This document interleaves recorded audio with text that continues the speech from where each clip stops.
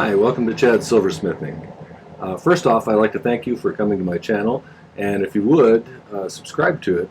And if you like this video, like it and share it with others who might find it interesting. Thanks. Today, I wanted to talk about a cool technique that I think makes for an excellent looking ring. Involves using one of my least favorite tools, the jeweler's saw, which many people use all the time. I, on the other hand, rarely use it because I'm not very good at it. So one of these days I'll take the time to get better at it and maybe I'll use it a little bit more. But for this project, it's imperative that you use it. So that being said, we're making a ring that's going to have a little bit of silver around the bezel, and then we're going to cut notches and grooves and decorations into it with a jeweler's saw before we mount the band on it. Okay, let's get started. I chose a little Labradorite cabochon for this particular job, and I was thinking, I just looked at the bezel on this one. This is a pretty tall stone, so I'm going to go ahead and I'm going to use 1/4 inch bezel. I originally was going to use 3/16 inch bezel, but this gives me a little bit more flexibility as far as how deep this particular stone is. I don't know if you can see that, but it's pretty deep. So first I'll make a bezel for this. After that, I'm going to put a little border around it, and I'm going to use this, I think it's number 7. Yeah, number 7 triangle wire. So it's a 3-sided wire with flat sides. And that's going to be our little border that goes around the bezel. And then after that, we'll be cutting some notches and designs into it using the jeweler's saw. And like I said, not my strongest skill, but for this simple kind of stuff, I can usually get by with it. So, so let's get going on that.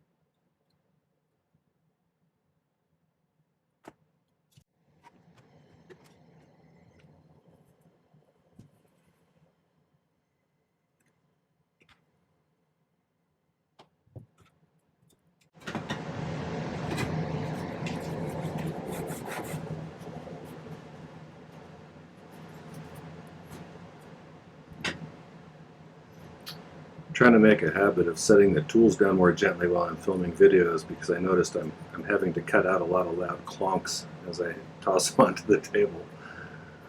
So, trying to do better. For now, I'm just doing a little shaping of this bezel. I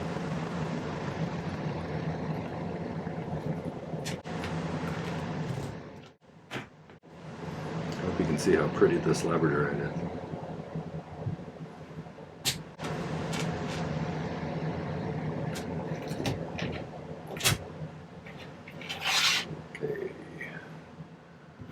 Let's leave that in there for now.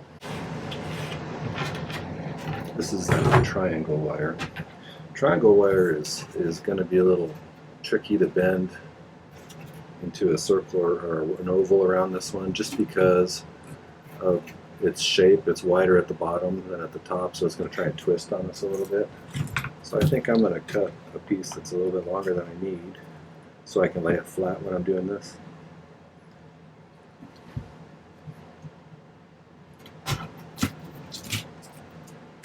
Hopefully I cut that long enough. Guess we'll find out.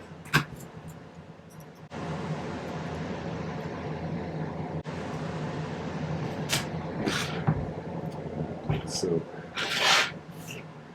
in in order to keep this from doing the twist thing that it's going to try to do, I'm going to use the flat nose pliers here, and I'm going to grab the end here and just try and keep this whole thing flat on the table while I kind of start curving this a little bit. It's still going to try and twist on you a little bit. If you look at it, this edge is going to kind of go up like that.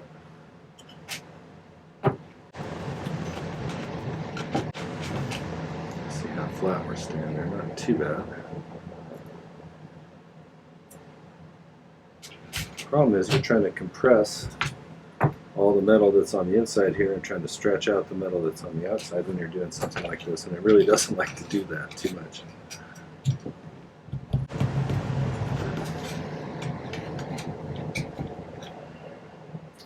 So I'm going to have to take it off the table in order to get these to bypass each other a little bit.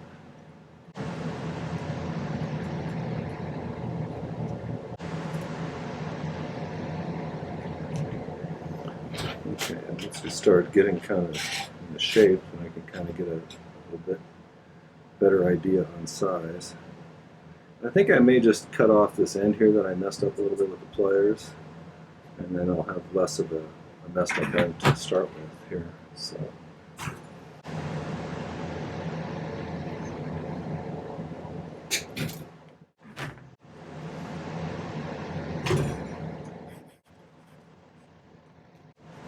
Now it's just a matter of kind of figuring out how close we can get it here in order to get a tight fit around there. It's actually pretty close like that here, so I'm going to mark it.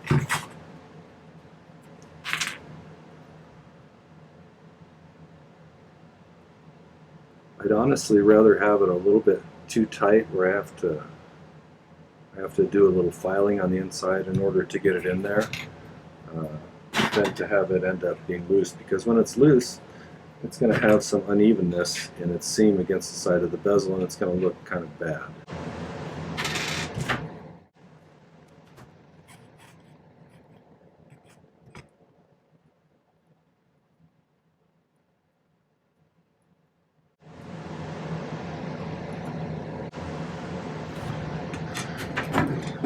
I'd like this solder joint to be invisible when I'm done. With luck, that'll be the case.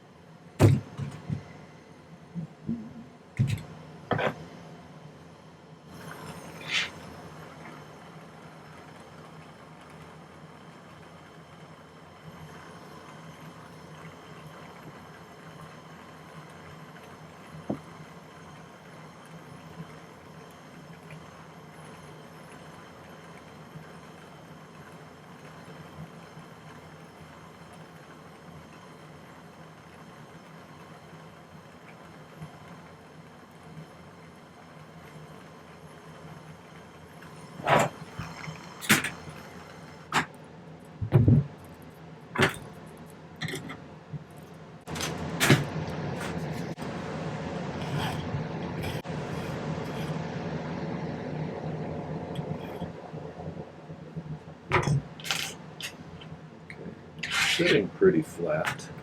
Just need to get it a little more nicely oval shaped like this, like the bezel is.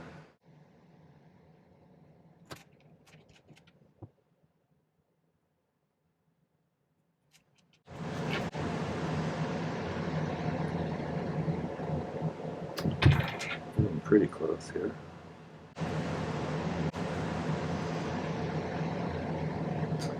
Shape-wise, that's pretty good. I think I'm going to do a little cleanup with the file in here again because I probably dinged it up a little bit with the pliers. And that may be enough filing around the inside to get that to slide right on there. Take note that I do not always hit this size-wise on the nose each time, so sometimes I have to cut a piece out. Hopefully you, if you did not get it quite right on the first try, you made it a little bit too big and not too small. Too small, I would probably just start fresh, because any kind of a patch piece you put in there would be a little bit visible, more likely to be visible, but I think that's pretty close. So I'm going to stop there. I'm going to do a little filing on the backside to make sure this is nice and flat. That way when I solder them both down to a piece of sheet, it will stick pretty seamlessly there, and you'll be able to tell it's two pieces really.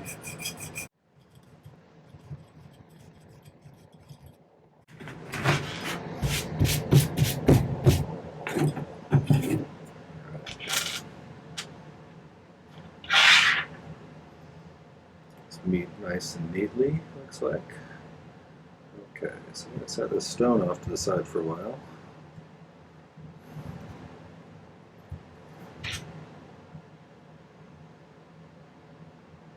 One of the things people in my beginner's class sometimes forget to do is to sometimes get in the habit of setting their stone on a pad like this when they're working on it, and then later on they forget to remove their stone and they're eating it and they actually crack the stone.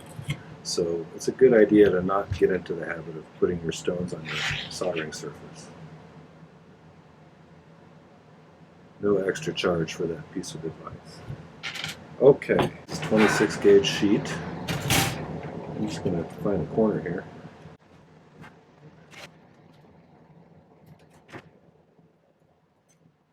The thing I want to make sure here is that both pieces are sitting flat on the piece of sheet before I start soldering.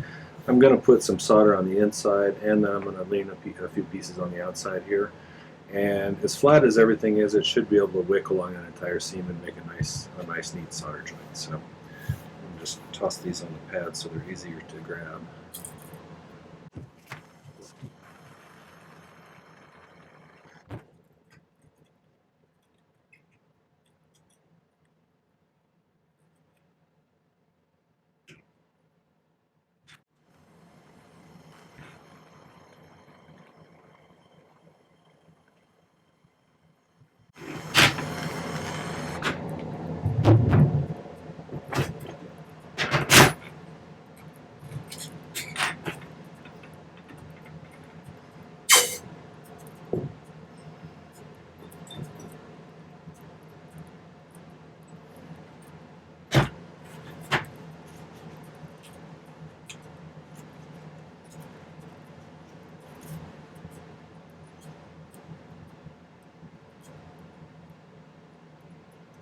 Looks like we got a good seam all the way around there. I tried when I was soldering, I was trying to watch to make sure that I saw liquid all the way around the inside between the bezel as well, between the bezel and the decorative thing that we just put around it. So now I'll just trim off the excess sheet.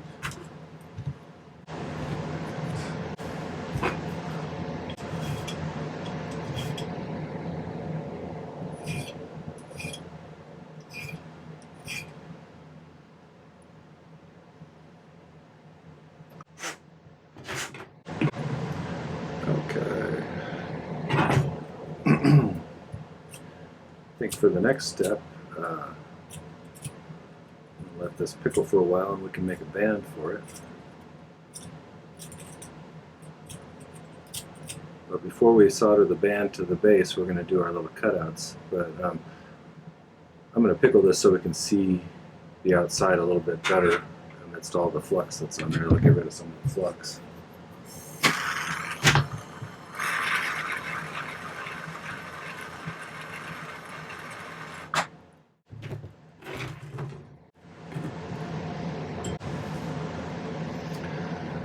This is low dome half round.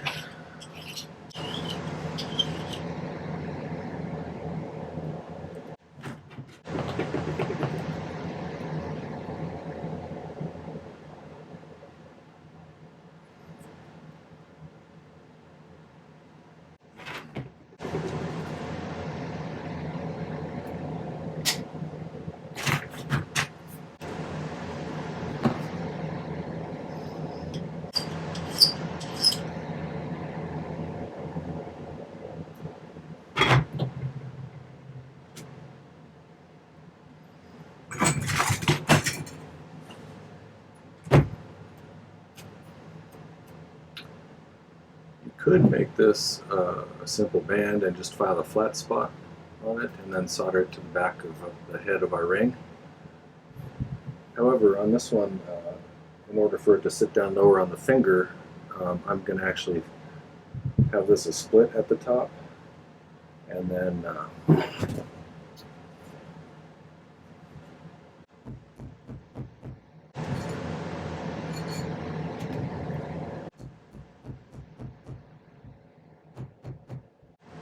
then we'll file the top of it flat.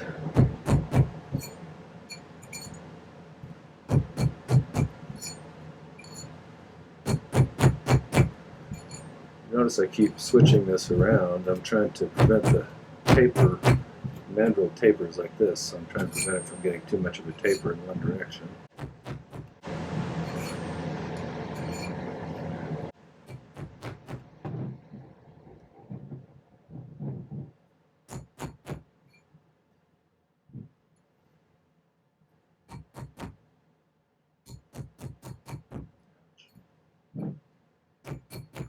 Inevitably get my finger in here. I'm shooting for about a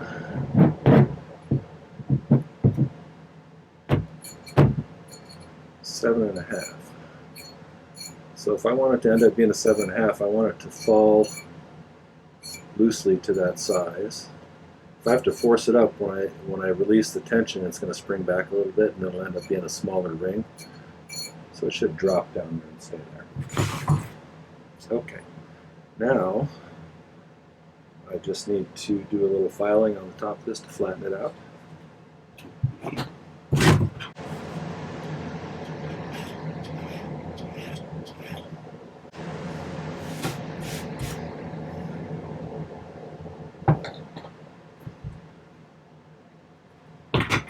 That's how I test it usually, if it's flat enough. If I look at it like this and it's sitting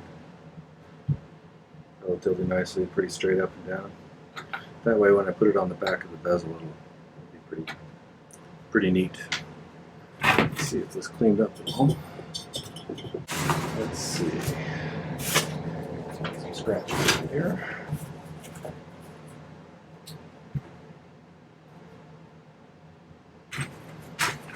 To decide where I'm going to do some cutouts here, and in order for me to do it to where it looks relatively symmetrical, I need to kind of find some, at least eyeball the center of these things. I've marked out some places on this outer rim around the bezel that I'm going to use the saw to cut out. So let me get the camera set up in a different spot, and then we can show you how I do that, even though I'm not very good at sawing. Okay, so I'm notorious for breaking blades on these things since they're not my special skill. But this is kind of a homemade bench pin. I used to have a regular one, but I'm not sure what happened to it, honestly. This is lubricating wax that you can put on the blade to make it slide a little easier. And the trick I've always been told for making good cuts is to keep the blade vertical.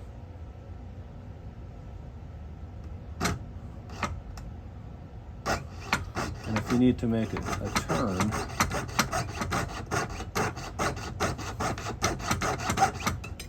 then you move the object you're cutting rather than the blade. And that has seemed true to me. All right. See, I just cut a little notch out of the end there. I'll cut one out of the other end here.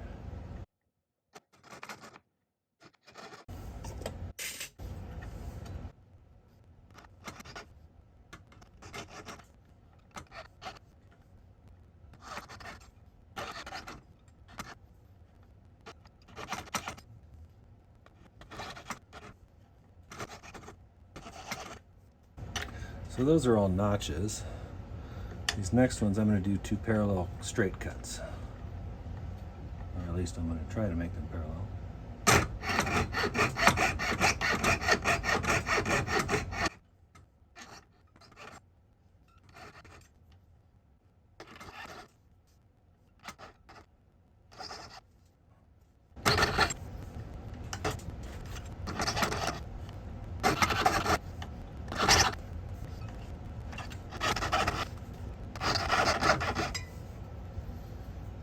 Yeah. Wonders never cease. I didn't even break the blade. Okay, so I don't know if you can see that or not, but I've got 3 slots there, 3 slots there, 3 slots there, 3 slots there. Notch, notch, notch, notch, notch, notch, and I think that'll make kind of a cool looking ring. So next we'll put the band on this, and then we'll pickle it for a while, and then we'll set the stone and polish it. All right, so let's see if we can't attach this head of this ring to the band.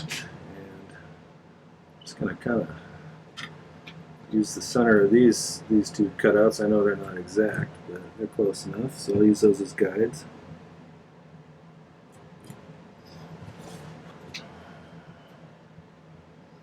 This is always my most challenging part, getting the band on straight for some reason.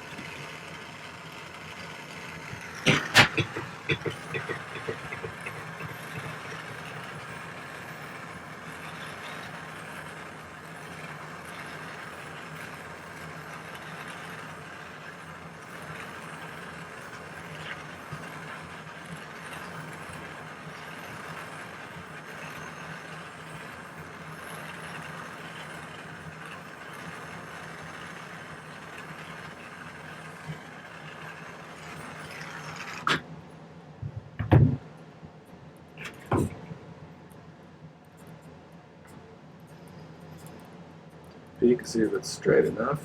That's usually where I usually look at it and it's like skewed to one side, but it looks pretty good on this one, so I think I'm going to go ahead and pickle it, and then when we come back I'll polish it and set the stone.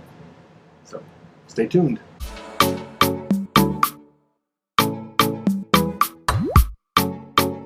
Okay, I did a little pre-polishing with the Dremel, and I pushed the stone in there and we're ready to set it. So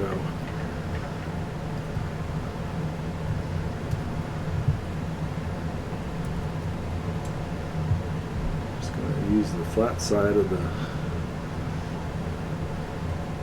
chain nose pliers there. Push that down.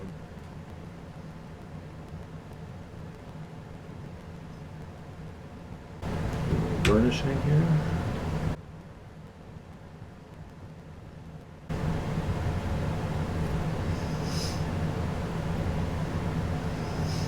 That looks pretty good. Now it's time to polish. So I'll bring this back. I'll probably use an oxidizing agent after I do the first level of polishing to cause it to be dark in the recessed areas to make the pattern stand out. So I'm going to skip that in the video, but go ahead and do it so you can see what it looks like when I'm done. Alright, it's all polished up and oxidized, and I think it turned out pretty good. Not really my style, but many people love these sorts of rings, so I saw quite a few like this. Again, I wanted to thank you for visiting my channel and watching this video. So if you wouldn't mind, subscribe to my channel, like my video, and share it with others. And I hope that you found this informative and fun to watch, and happy silversmithing.